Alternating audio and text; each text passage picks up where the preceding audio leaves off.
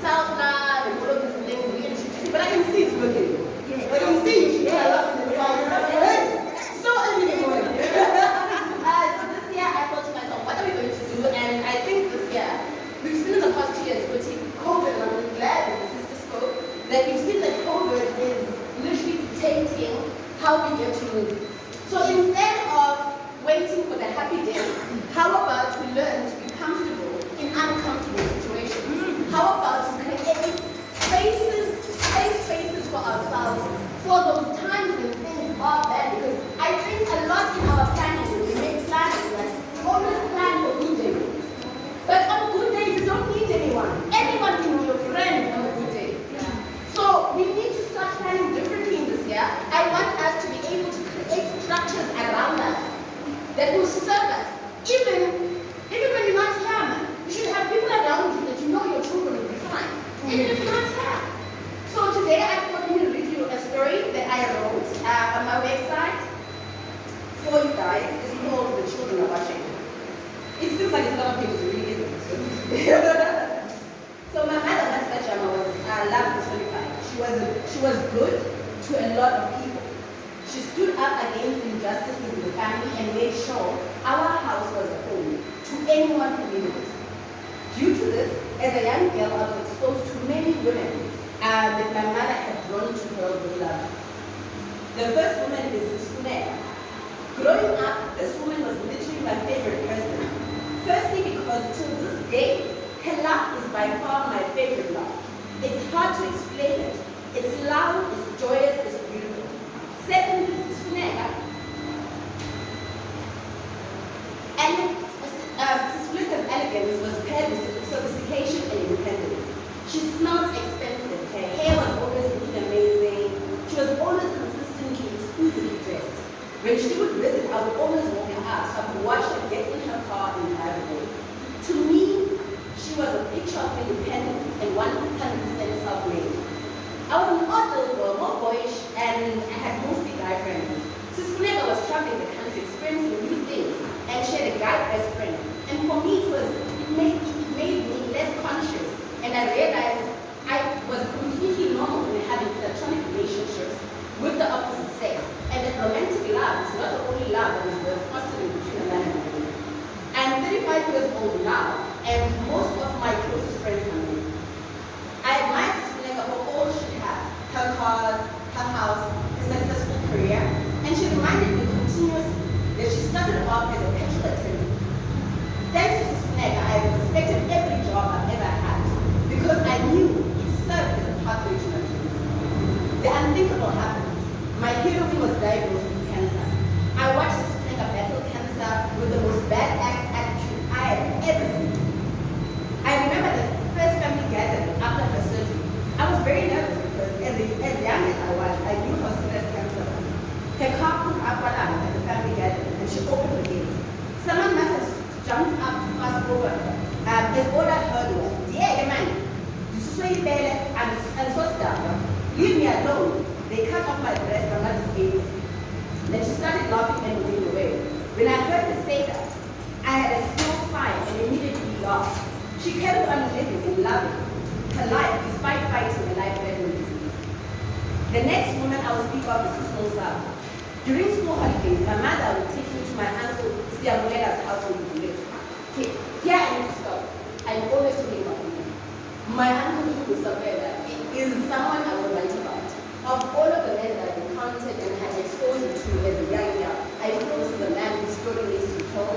I have so much love and respect for him. Let me continue. I look forward to going to Isabela's place because my uncle was an amazing wife, mother, wife, teacher, scholar, in my opinion, the best cook and the best baker ever.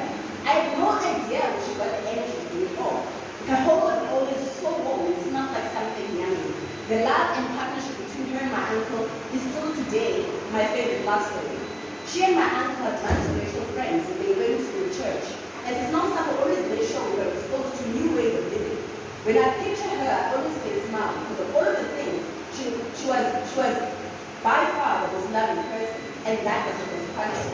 She not only took care of her own children, but did so for others in the family and my uncle's family. Throughout the years,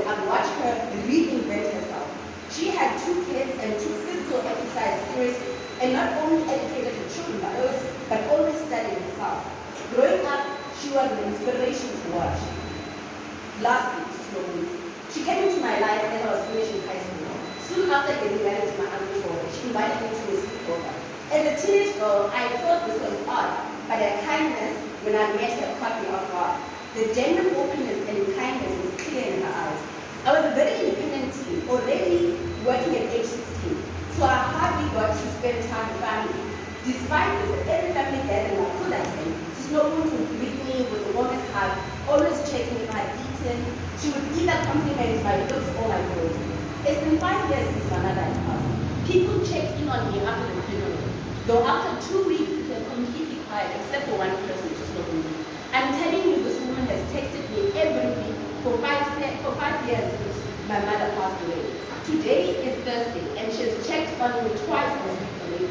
If she's not congratulating me, she's texting me to encourage me or tell me how lovely I am. It's been 5 years, not 1 week missed. You can imagine the strength I have drawn from her kindness in my darkest hours in the past 5 years. My mother's love and kindness drew these women into my life. Through them, I learned independence, the power of positive attitude, the balance between family and personal growth. I learned the power of consistent kindness and support. The children are watching, please. Let us speak. Let us speak it. Let us be it. And let us radiate life. The children are watching. Let us be agents of change. Let us be agents of change. They grow up seeing. Hey, I must learn to read slower. First thing. So that story is what I wrote. The children are watching. These 3 women came into my life at different stages. You know, Mrs. Flega was the first one. She was there as I was growing as a little girl. And as you can see her in me. Look at me. Yes. I know, because I was watching. I didn't say anything about the things. You know, like it was all of what she wanted in front of me. I was a little girl and I watched. I had a picture, and it was visible. It was right here. My mother made it possible. My mother was a domestic worker. My mother didn't have any education worth mentioning. But what my mother was a good woman. Mrs. Funega, her mother passed away when she was a small girl. And she only had brothers, 4 brothers. So my mother was always that big sister. You know, the big sister with no money but lots of love, that continues to make sure you go to our house with fat cooks waiting for you so you can eat before you leave. That's who my mother was. And by her being that, she exposed me to this woman who grew up because she felt my mother's love. She grew up to be somebody. And she continued to go to our household. And whenever Sister Flega would come visit, it would be a big thing in our street because we lived in a very poor part of town. And when she would come with a car, our neighbors would come out, and this beautiful woman would come into our house, you know? And I would walk her out because I needed everyone to see that this was my aunt. You know, and this is the confidence that she instilled in me. But remember, I'm telling you, my mother had to extend herself to someone's child because she had no one. So my mother made herself this woman's sister. If she hadn't done that, I would have never been exposed to sister. I would have never been exposed to sister. The other 2 women are women that married into our family. You know how it is when young brides come into people's homes. They're not always enslaved. So I remember my mother told me when Mrs. Monsako had married my uncle, which is the sweetest uncle I had, there were aunts who had opinions of who they thought we should have married, you know? And so they made her life a little hard. So my mother, when she would wake up, my mother would wake up with her, help her with her chores, and, you know, show her love continuously. She didn't have to, but she did. This Monsako grew to be a teacher and this and that, and school holidays. She would take me in, you know, because she had received love from my mother. The same woman with no education. She gave what she could, and what she had was love, and so she gave it. And what I got in return, through my mother's love, was exposure to Monsako. Monsako took us everywhere. Her and Flega went to church with white people, which was a thing for me. I remember the first time going there, I didn't even know what was happening.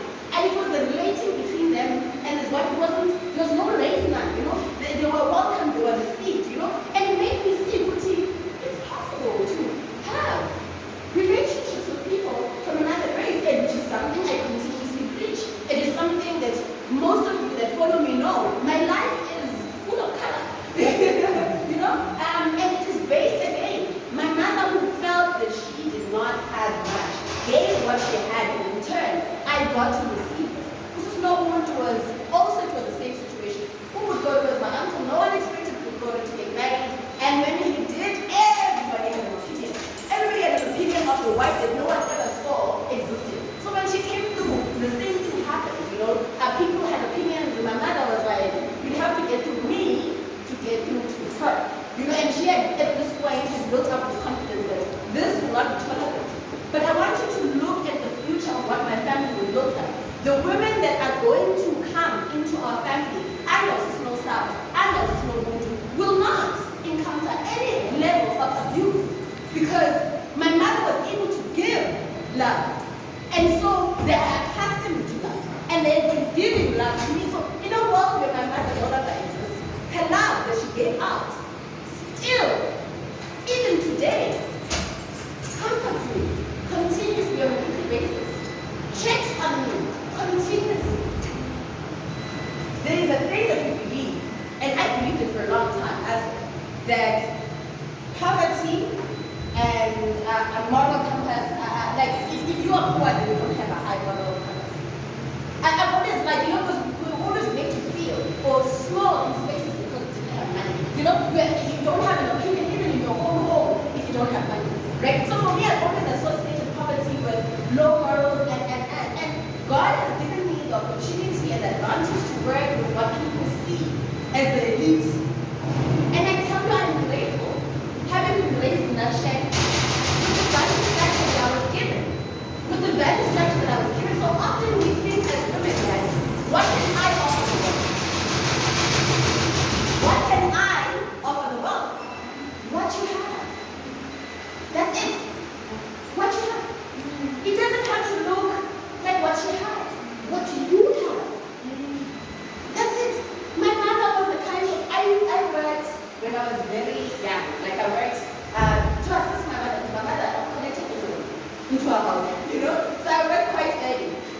But my friends knew I'm not there. They know every weekend I'm not there. But every weekend they'll come to my house on Saturday and come and knock and ask for me. And they did this because they knew my mother would say, this is not here. But get you some freckles there and take a ginger beer from the fridge. I would have to on a Wednesday come back from school, collect plastics of bottles, 5 little bottles, so I could clean them, and then my mother can make ginger beer for people on the weekend when I wasn't there. So there's a lot that you can be able to do from where you stand. My mother's, the thing that made her want to do this is because she grew up with her mother in Cape Town, which was raised by relatives. She had no one to show her that love. She had no one to show her that kindness. So she made it her right and responsibility that for as long as she's alive, there's no child that is in close proximity of her that will have to suffer. So we will share, she will share whatever it is with as many people that are suffering around her. And that became her purpose. So what I'm saying is there's a lot that you can be able to offer exactly where you start. And it's not as big as you think it is, but the impact of which will shock you. I'm telling you, it's been years since my mother's house. But I am loved continuously, and it's taken on now to the next generation because this is not supposed to daughter took me out earlier on in the week so she could give me gifts for my son. So you see how the love transcends? Do you see how the love? We need to be the change we want to see. So don't go far. Stay at home and see what you can do right at home. If your brother is not treating his wife right, you need to have a conversation with your mother's child. There's a lot that you can do when you stand. You know the pain that exists. You know the pain you have been through. So make sure that the next person doesn't have to go through that. And that is all. There is power in our stories. I've been telling my stories. Nothing else I told no one else. I've been telling my own stories for years now. And each and every person has found something to take home from that. There is power in your story. And there is power in your story. Because in your story, I know I'm not alone. And this is the thing that we think which there's nothing special about that dream. And that is a lie. And in this year, I hope we will have the opportunity to at least sit with 5 of you that I can have a conversation with. And I can be able to write your story for you so you can see the impact of your story. Because you're not looking at yourself properly. This is why it's important then to put structures around you that are for you. Because life is not going to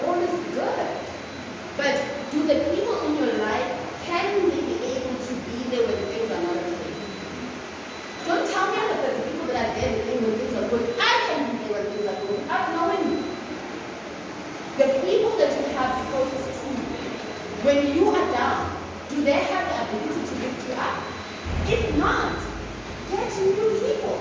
These people that I'm talking about in my mother's life were people that were younger than her. She was able to be a friend and be close to people that were younger than her. And now, the way they walk with a different confidence based on the love that my mother gave. There's a lot that you can do with them. But you have to have the right level of support around you. We do not know what the year has for us, ladies. And I'm tired of having to wait for a living. Let us create structures that support us through adversity. You are the one who can be able to create a change in your life by making a change. You know, say hi to someone new in church. If you're a church-going person, can you just concentrate on the new people coming into church? New people into your life. See what they bring into your life. See what they bring. See the gifts that God will give you through them. Let go of the people that you held onto. Because the reality is, if a person is for you, even when you let them go, they go wrong.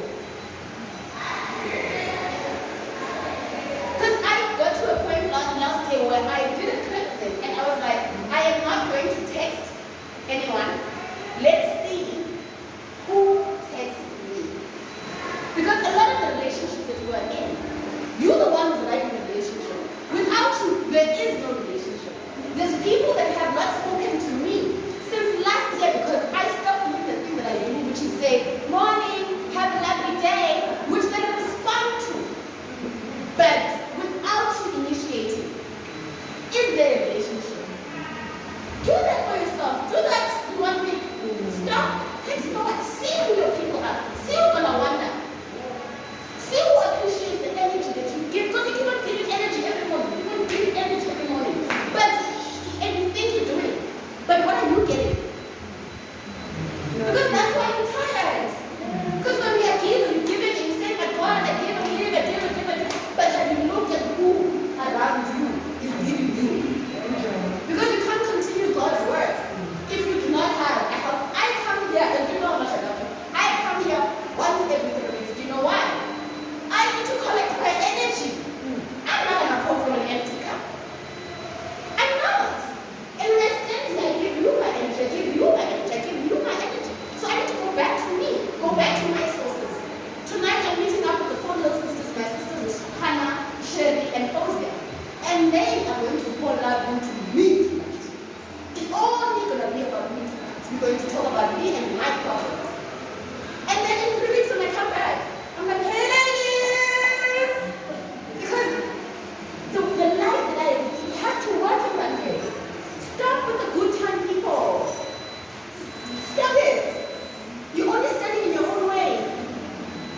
Learn new things. Me, this year, 2022, those that know, to me last week, I went for my first swimming lesson. I went in today after that. I'm going for my second swimming lesson. I've decided. Listen, I had to work young because I was my sister's daughter. You know, so I had to help. But I'm a grown woman now who decided I want to know how to swim. And I'm going to do it. And after I'm done, I'm roller skating people. After I'm roller skating people. And you know what my new friends think about that? So excited. My new friend is the one teaching me how to swim. Never to stop stepping in your own way. Allow God to come into your life through different sources of people. Some don't look like you. Some you didn't even think while you're tired. It's okay. Try her out. Try that one with the long hair. Try her out. Her love might shock you. Queens, this year we will prepare ourselves for adversity because it's unavoidable. Nobody needs a script on how to have fun. When the good times come with you, you know how to handle it. But we need to work our script on it. When things are bad, how do we pour into ourselves so we can pour out to others? Happy 22, guys. Happy 2022. It's going to be a good year because we're going to make it so. And even when it's not okay, our centers of structures and place around us will pour into us and we will be revived. I love you.